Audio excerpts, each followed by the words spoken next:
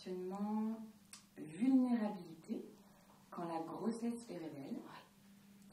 Les 14, 15 et 16 décembre 2023. Et nous allons en parler lors de cette interview. Donc, je vais te poser une première question.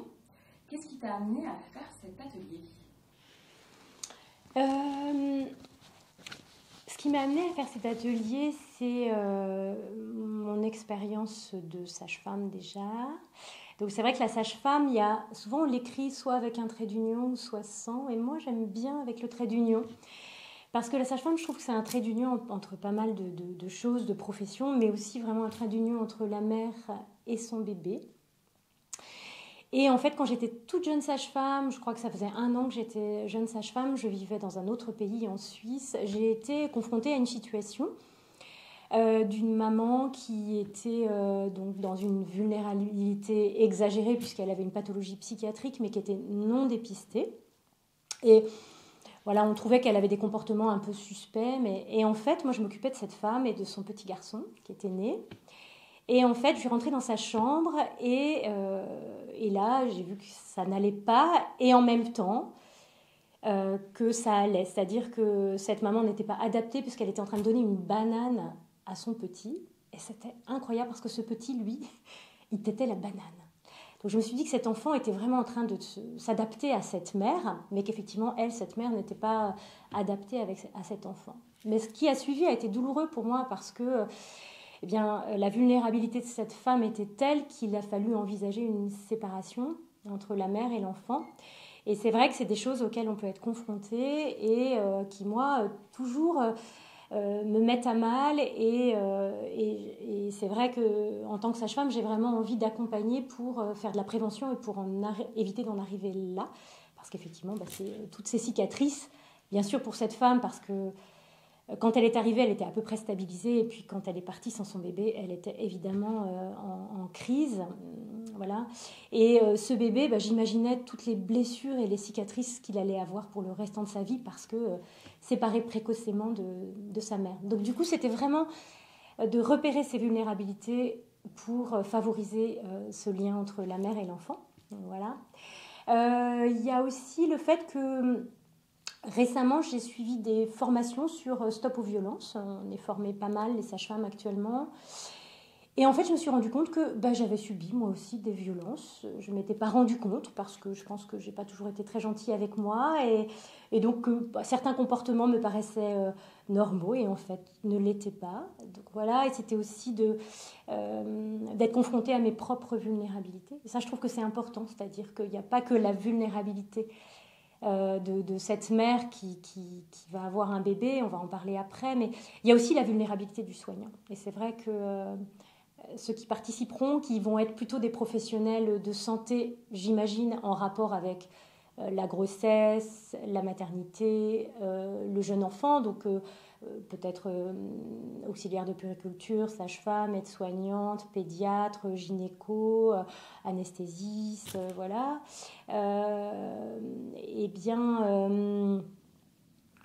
J'ai oublié ce que je voulais dire, mais voilà, oui, c'était ça. C'est vraiment que j'ai envie qu'on parle aussi, et qu'on aborde nos propres vulnérabilités. Et puis effectivement, il y a des choses qui peuvent être...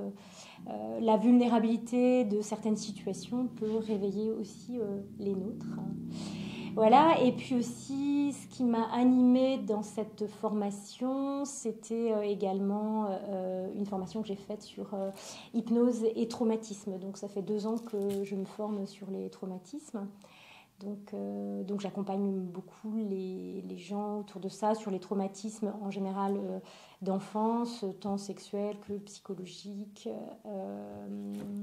voilà, ou aussi des traumatismes liés à des vécus obstétricaux. Donc voilà, en fait, ce qui m'a animée dans ce stage, donc j'ai eu beaucoup de plaisir à me replonger aussi dans une bibliographie, moi, qui me porte beaucoup, avec des professionnels de la petite enfance, avec des gens qui font de l'hypnose. Je me suis replongée aussi dans des formations que j'ai eues avec Yves Alphon, des bouquins, effectivement, sur le système neurovégétatif et puis les traumatismes. et puis pas mal sur le lien mère-enfant, sur la féminité.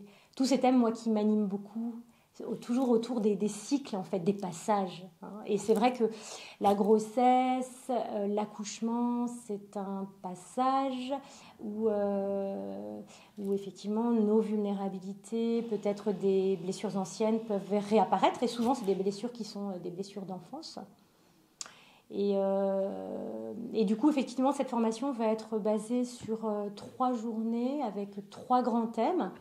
Le premier thème, c'est que la grossesse, c'est vraiment un événement psychosomatique, c'est-à-dire qu'il y a des bouleversements corporels, des bouleversements émotionnels, des bouleversements affectifs, relationnels, de couple, spirituels. C'est vrai que des fois, le sens de la vie change à ce moment-là. Et ces bouleversements, parfois se passent vraiment de façon très fluide, mais parfois un peu plus chaotique.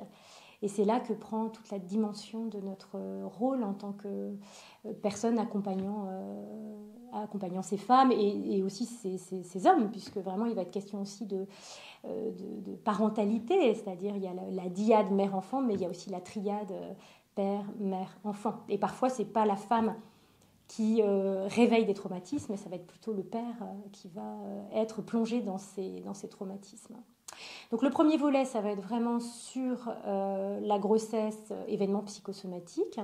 Le deuxième volet, ça va être le réveil des traumatismes, le réveil du monde traumatique. En fait, c'est Monique Bidlowski qui nous dit que la grossesse, c'est vraiment un temps de transparence psychique. Donc la grossesse, l'accouchement et le postpartum. Hein. Vraiment, on va mettre toute cette phase dont on parle beaucoup de la sécurité sociale avec le programme des 1000 jours actuellement. Donc on est vraiment dans ce mouvement actuel de protéger, d'accompagner ces femmes depuis les 9 mois de grossesse jusqu'aux 2 ans de l'enfant. Et donc cette période de transparence psychique, ça veut dire que en fait, les barrières de protection de notre psyché s'abaissent. Donc c'est génial parce qu'il peut se passer plein de choses, on peut aller travailler avec ces femmes sur des ressources, etc. Mais c'est aussi très fragilisant et effectivement on peut avoir à ce moment-là on pourrait dire des remontées émotionnelles. Et qu'est-ce qu'on fait à ce moment-là, quoi ? Et c'est vrai que par exemple l'accouchement, moi j'ai bossé 22 ans en maternité, c'est vrai que tout est dilaté, le col est dilaté à 10 cm, le cœur est dilaté, la psyché est dilatée au niveau spirituel. Les gens nous décrivent des expériences quand même très particulières. Donc quand tout est ouvert comme ça, faut pouvoir s'ouvrir en sécurité. Et parfois, justement, c'est là qu'il y a des expériences du passé qui remontent, des grandes expériences d'insécurité, de traumatisme. Donc comment est-ce qu'on va faire, nous, professionnels de santé ? Donc on entend bien qu'à ce moment-là, c'est pas là où on va faire de la thérapie, on va être vraiment dans conserver la grossesse si la femme est enceinte, faire en sorte que le vécu d'accouchement soit bien si c'est le moment de l'accouchement. Et puis dans le postpartum, ça va être aussi vraiment de protéger ces femmes, de prévenir de la dépression du postpartum, de prévenir des tentatives de suicide, qui est quand même c'est le motif le plus... la suicide, c'est le motif de mortalité le plus important dans le postpartum. Donc on a vraiment un magnifique rôle d'accompagnement à jouer, mais tous, et j'ai envie de dire aussi la personne qui vient par exemple nettoyer la chambre, peut-être même encore plus parce qu'elle n'a pas plus de temps, mais peut-être elle est dans une autre posture. Donc je trouve qu'on a tous un rôle à jouer autour de ces femmes et de ces hommes, parce qu'ils sont plus discrets les pères, mais effectivement des fois ils ne sont pas bien. Et comment on va repérer ça et comment on va accompagner ça. Je vais avoir un volet aussi sur le traumatisme transgénérationnel. Donc, parce qu'il y a des trucs, parfois les femmes elles sont mal, elles ne savent pas pourquoi. On interroge sur leur propre histoire, parce que nos traumas, en fait, ils peuvent venir dans une période de notre vie dont on ne se souvient pas. Par exemple, je ne sais pas, Enoura, quel bébé tu étais dans le ventre de ta maman, tu vois. Peut-être que ta maman, elle a vécu un choc, elle a appris... un deuil qui l'a profondément impacté. Donc forcément que toi, en tant que petit fœtus dans le ventre de ta maman, tu es impacté dans tes sensations et dans tes émotions. Même si toi, en tant que petit bébé, tu n'as pas effectivement tout le processus de réflexion. Mais n'empêche que tu as une trace de ça. Voilà. Ou peut-être, Enoura, tu nais prématurément. Ça, c'est l'une des grandes circonstances de traumatisme, parce qu'on met des petits tuyaux partout, on perfuse les bébés, etc. Mais parfois, il n'y a pas ça. On ne retrouve pas, en interrogeant comment c'est le faire dans une première séance, un peu de dépister dans quel état est cette patiente, dans quel processus elle est. Et là, on ne trouve rien. Et on se rend compte, effectivement, qu'on peut être dans des traumatismes transgénérationnels. Et du coup, c'est vrai que moi, je suis très... je vais lui rendre hommage parce que je l'aime beaucoup. C'est Danielle Flammenbaum, que j'aime beaucoup, qui est une gynéco qui travaille pas en hypnose, mais qui travaille en énergétique chinoise. Et moi, je suis aussi je suis acupunctrice, donc forcément, l'énergétique chinoise fait partie aussi de mon travail et de ce que je peux aussi transmettre dans les formations. Et puis, elle a beaucoup communiqué, transmis, donné généreusement des outils aussi sur le transgénérationnel. Donc, on va aussi aborder les traumatismes transgénérationnels. Et puis, la troisième journée ou le troisième volet, ça sera sur les violences conjugales pendant la grossesse. Il faut savoir que dans le monde, il y a 10% des femmes qui subissent des violences conjugales pendant leur grossesse, et particulièrement la première grossesse. Et que parmi ces femmes-là, il va y avoir 26 fois plus de risques de faire une tentative de suicide dans le postpartum, 17 fois plus de risques de prématurité. Donc c'est un vrai sujet de santé publique. Actuellement, du coup là, ces derniers mois, on a été, nous les sages-femmes, en tout cas dans le Conseil de l'ordre des sages-femmes du 35, et j'imagine partout ailleurs en France, sollicitées pour faire de la prévention, pour faire des entretiens prénataux. On fait un entretien, en fait, on a cette chance-là, nous les sages-femmes, de disposer d'une heure et quart avec le couple, d'accueillir ce couple, mais pas être dans un examen médical. Donc on va être vraiment dans un entretien. Voilà. Et donc notre travail à ce moment-là, ça va être aussi d'observer, comme on sait le faire en hypnose, de voir dans quel état elle est, et puis de poser des questions aussi. De poser des questions, d'essayer de flairer et de repérer les vulnérabilités. Donc voilà. Alors ça, c'est un sujet qui est quand même assez lourd. Donc moi, je suis pas une sage-femme de PMI, je suis une sage-femme qui a bossé, ça fait 30 ans que je suis sage-femme, je suis une sage-femme qui a bossé pendant 22 ans en mater, puis maintenant je suis camp libéral et puis formatrice. Mais donc je vais pas être sur le plan, bien sûr on va aborder un plan, tout le pan juridique avec effectivement une violence, ça peut être un crime, en l'occurrence quand ça se passe dans la sphère intrafamiliale. Voilà, entre l'infraction, le crime, le délit, on va parler un peu de ça, mais c'est pas ma compétence, on va dire. Donc moi j'ai envie de, c'est bizarre ce que je vais dire, mais je vais être un petit peu sur un versant plus dans le toucher thérapeutique, donc dans la thérapeutique. Et puis j'ai envie d'aborder ça aussi notamment par une légende qui est la légende de Sainte Tréphine. Sainte Tréphine, c'est une princesse qui épouse un chevalier, un preux chevalier. Donc voilà, mais son père, c'est sa seule fille de mémoire, et il va lui donner une bague blanche qui protège. Voilà, et c'est notre travail à nous de protéger aussi. Et Sainte Tréphine, donc elle est protégée par sa bague blanche, donc sa bague blanche. Elle part donc dans le duché de ce chevalier. Et en fait, ça se passe plutôt bien. Elle est plutôt amoureuse de ce chevalier qui, bien sûr, part en croisade. Et un jour, elle est toute heureuse de lui annoncer qu'elle attend un heureux événement, qu'elle est enceinte. Et là, sa bague vire au noir. Et là, elle sent qu'il y a un danger. Et c'est toute l'histoire de Tréphine et de cet homme qui ne supporte pas la grossesse de sa reine. Donc voilà, donc j'ai envie d'aborder ce sujet peut-être avec en tout cas ce conte qui est un peu plus léger, parce qu'effectivement, c'est un sujet qui n'est pas simple à aborder. Voilà, donc les outils qu'on va travailler, c'est des outils que vous connaissez, qui vont être beaucoup des outils de protection, effectivement, beaucoup sur la sécurité de l'orientation, de l'ancrage, de l'enveloppe et du lien. Voilà, là, c'est vrai que je me suis aussi beaucoup inspirée du Petit Prince qui rencontre le renard, et le renard qui demande au Petit Prince de l'apprivoiser, mais voilà, il faut du temps, il faut y aller vraiment pianissimo, petit pas par petit pas.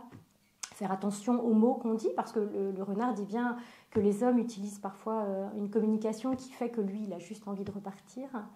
Donc voilà, ça va être aussi beaucoup de la sécurité dans le lien, avec des exercices sur, bien sûr, le contact, mais le regard, beaucoup d'ancrage, et notamment avec des exercices au niveau énergétique, des exercices de stabilisation que j'ai pu apprendre ici dans mes formations sur les traumatismes.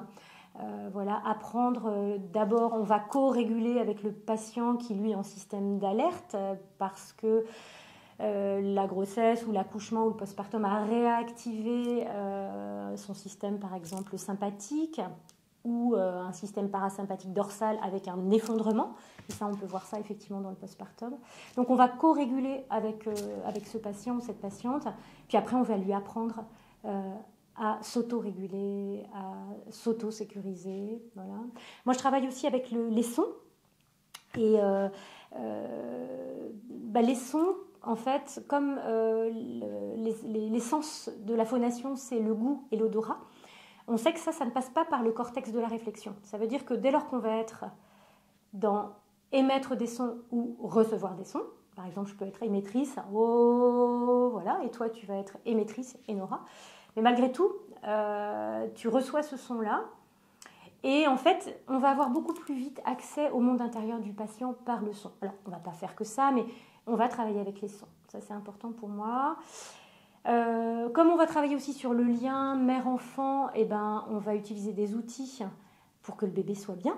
Moi, ça, c'est au cœur de ma pratique de sage-femme. Effectivement, je suis là pour les femmes, pour les hommes, les pères, mais je suis là aussi pour cet enfant. Et du coup, comment on va aussi aider dans le lien mère-enfant. Donc, ça va être pas mal avec des bercements, avec de l'enveloppement, avec des sons. Et puis, j'ai envie aussi d'y mettre un peu des berceuses. Moi, j'aime bien chanter. Donc, on verra. Voilà, ça, c'est pas encore défini. Puis, on verra en fonction de comment ça va s'animer, tout ça. Parce que l'idée, c'est que, voilà, il y a aussi des échanges au sein du groupe qu'on va constituer. Donc, voilà ce que j'avais envie de dire sur cet atelier. Je ne sais pas, tu as peut-être d'autres questions Eh bien, écoute, on a fait un bon tour de présentation de ton atelier, auquel je pense que je vais participer. Ah, yes. Super. Mais ouais, c'est chouette. Non, parce que c'est important et je pense qu'on y est tous confrontés de par notre entourage, la famille, les amis, les rencontres. On a ce genre de témoignages ou de vulnérabilité qui s'installe alors qu'on n'a pas forcément décidé, pas prévu. Donc, ouais. Et puis c'est vrai que le fait de devenir... Excuse-moi, je t'ai coupé la parole, mais je rebondis sur ce que tu dis, parce que c'est vrai que par exemple, au sens de la loi, surtout au niveau pénal, la femme enceinte est considérée comme personne vulnérable. Voilà. Mais aussi, c'est ce qui met un peu parfois sous la loi du silence, parce que en même temps, c'est un peu un sanctuaire, la femme enceinte.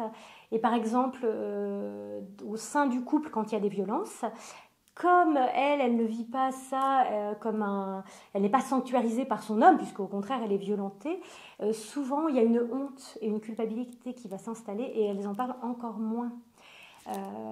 Donc, effectivement, ça va être vraiment un sujet qui me tient à cœur, qui est riche. Et voilà. Et ce que je voulais rajouter aussi, ça y est, ça me revient, c'est que le fait d'être maman, de mettre au monde un bébé, et le fait d'être papa et de mettre au monde un bébé, ça rend vulnérable. Parce qu'on aime infiniment cet enfant, et que quand on aime, notre cœur s'ouvre, et du coup, on est vulnérable par ce côté-là. Et je trouve que j'ai envie de terminer là-dessus, parce que c'est ce qui est beau, finalement. Je crois qu'on devient beau quand on devient vulnérable. Voilà. Merci, Hélène. Avec plaisir. Voilà.